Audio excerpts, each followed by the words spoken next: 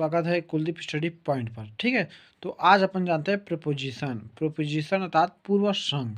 ठीक है, इसका परिभाषा देख लेते हैं। वे शब्द या शब्दों के समूह, संज्ञा व सर्वनाम और वाक्यों के दूसरे भाग के बीच संबंध को दर्शाता वे पूर्व संग या प्रीपोजिशन कहलाता है। ठीक है, तो देखो तीनों चारों का अर्थ क्या होता है?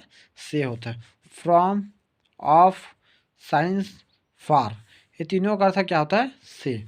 तो देखिए फर्स्ट अब देख लेते हैं। पहला तो हम फ्रॉम को फर्स्ट देख लेते हैं। ठीक है, अब फ्रॉम का फर्स्ट नियम, इसमें 3 नियम है फ्रॉम का। तो देखिए फ्रॉम का कहाँ कहाँ प्रयोग किया जाता है प्रीपोजिशन में। ठीक है, देखिए किसी जगह से फ्रॉम, ठीक है, सम प्लेस, किसी जगह से जुड़ा हो तो फ्रॉम का उपयोग कीजिए। जगह मतलब स्थान। ठीक है, क्या बोला था आपको? बोला सर्वनाम और क्या बोला है यहाँ पर? देखिए संज्ञा में क्या क्या आता है? वस्तु स्थान आता है ना, तो संज्ञा में तो ये क्या है? ये अपन स्थान है, जगह है। ठीक है, तो वहाँ किसका प्रयोग करेंगे? फ्रॉम का। उदाहरण के लिए देखते हैं अपन, मैं देहरादून से आ रहा था। ठीक है, देहरादून क्या है? जगह का नाम है। ठीक है जी, इस पर फोकस कीजिए। देहरादून क्या है? जगह का नाम है। मैं का क्या होता है? आई। ठीक है, आई वाश। ठीक, उसके बाद हो जाएगा कमिंग। ठीक, कमिंग। अब देखिए जगह का नाम है ये देहरादून, तो फ्रॉम। ठीक, कमिंग फ्रॉम देहरादून। ठीक, देहरादून।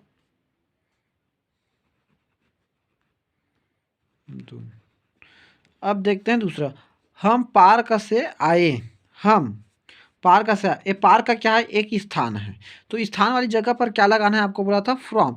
तो हम के लिए क्या होता है? वी। ठीक, वी के बाद क्या आ जाएगा? का ना वी, ये देखिए उसका पास्ट सिंपल का, तो वी केम हो जाएगा। We came from park. ठीक हो गया। We came from park. ठीक है, या तो अपन इसको हम लोग बोलते थे गार्डन ली देते हैं। ठीक है, ज़्यादा समझ आपको ये स्थान का नाम है पार्क है। ठीक है जी, इसलिए हम इस पर क्या लिखे? फ्रॉम। तो आपको हिंदी में नहीं दिया जाएगा, इंग्लिश में दिया जाएगा। तो इस रिक्त स्थान को छोड़ देंगे तो आप इसको देखना क्या लिखाया है? पार्क। तो पार्क की जगह हम क्या लिखना है? फ्रॉम। अब इसका दूसरा नियम देखते हैं। ठीक है, दूसरा नियम कहता है किसी समय से या किसी समय के साथ जुड़ा हो तो फ्रॉम का प्रयोग किया जाता है। किसी समय का साथ जुड़ा होता है उसको उदाहरण के सहित। तो क्या बोला था दूसरे नियम पर? राम 10 बजे से खाना पकाएगा। तो राम, ठीक, ठीक है, उसके राम विल हो गया। उसके बाद कुक। अब देखिए समय दिया है तो समय में क्या लगाना था आपको? फ्रॉम। तो यहाँ पर फ्रॉम, तो 10 क्लॉक। ठीक, अब देखते हैं तीसरा नियम फ्रॉम के लिए। किसी स्रोत से लगा, जैसे कि मैं राम से यह सुना। तो इसमें स्रोत क्या है? मतलब ये स्रोत है, इससे सुना, मैंने राम से सुना। दूसरा क्या है? तुम यह किताब से लिखे। इसमें क्या स्रोत है? इसमें किताब है, ये स्रोत है। ठीक है, तो देखिए इसका स्रोत आई हियर्ड।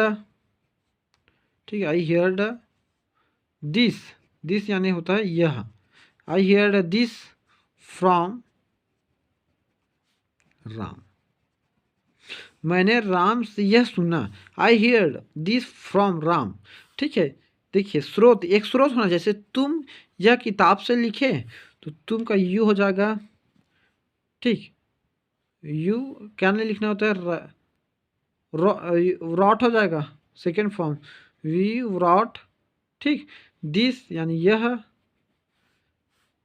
From book. समझ रहे हो ना आप? यहाँ पर फ्रॉम अर्थात यदि कोई स्रोत रहेगा उसी से हमें पता लगाना है कि इसमें किसका प्रयोग करिए। जैसे कि यू ब्रॉट दिस, इसको लिए तो थोड़ा समझना भाई, थोड़ा बहुत तो आपको समझना ही पड़ेगा। थोड़ा सा माइंडली आपको सोचना है कि इससे क्या अर्थ निकल रहा है, तो उसकी जगह पर आप क्या लिखना है? फ्रॉम।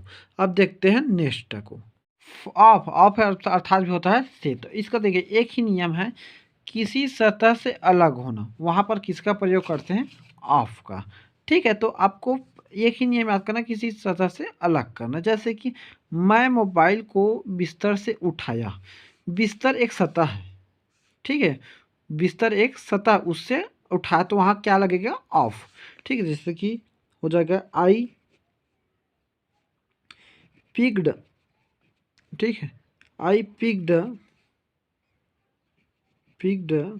द मोबाइल ऑफ, यहाँ पर ऑफ आ जाएगा, ऑफ द बेड। ठीक, अब देखिए, बंदर पेड़ से कूदा, बंदर पेड़ से कूदा, अर्थात पेड़ एक क्या है? सतह है। समझ रहे हो ना? बंदर किस पे चढ़ा था? पेड़, तो पेड़ एक सतह है, तो पेड़ से कूदा था मंकी, बंदर क्या बोलते हैं? मंकी, मंकी जम्प्ड,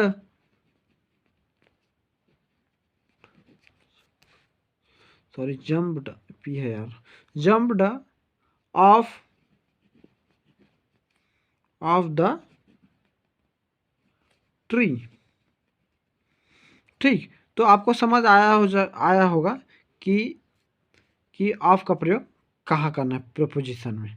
ठीक है, अब देखते हैं अपन नेक्स्ट। अब देखते हैं दोस्तों साइंस, अर्थात इससे भी से होता है, ये प्रोपोजिशन में ये भी आता है। तो देखिए, निश्चित समय के साथ वाक्य के अंत में रहा है, रही है, रहे हो, रहो, अर्थात देखिए, प्रेजेंट परफेक्ट कंटिन्यूस होना चाहिए, पास्ट परफेक्ट कंटिन्यूस होना चाहिए, और फ्यूचर परफेक्ट कंटिन्यूस होना चाहिए। ठीक है, इस बातों को ध्यान देना है। और देखिए, निश्चित समय के लिए क्या क्या आता है आपको तो जानते होंगे, निश्चित समय में साइंस का ही प्रयोग किया जाता है। ठीक है, जैसे कि यहाँ पर ईयर, ठीक, ईयर 2005 एक ईयर वर्ष, ठीक है, मंथ, ठीक, उसके बाद डे,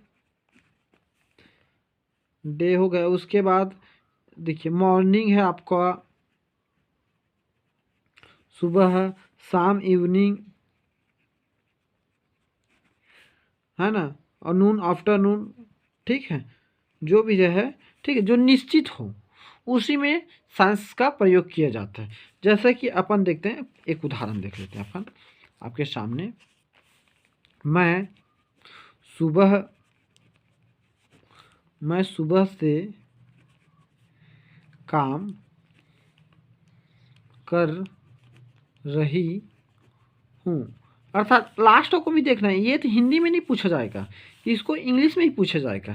ठीक है, आपको देखना है, आई हैव बीन, ठीक, आई हैव बीन काम, अर्थात वर्किंग, वर्किंग के साथ क्या लगता है? बोला था वर्किंग।